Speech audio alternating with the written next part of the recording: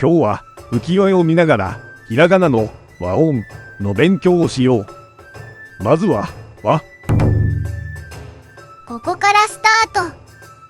1、2、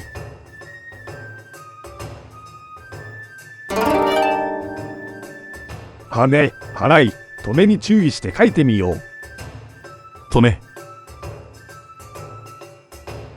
払い、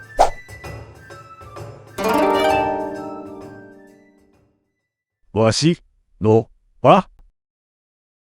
歌川広重。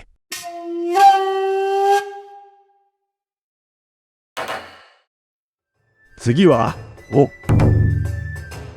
ここからスタート。1、2、3。はね、払い、止めに注意して書いてみよう。止め、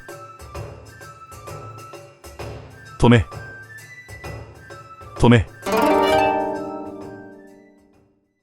本を読むのお。北川歌丸。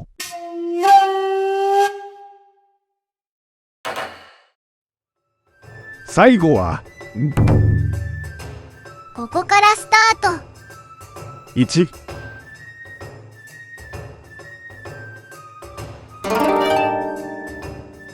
はね、払い、止めに注意して書いてみよう。払い、富士山のん。葛飾北斎。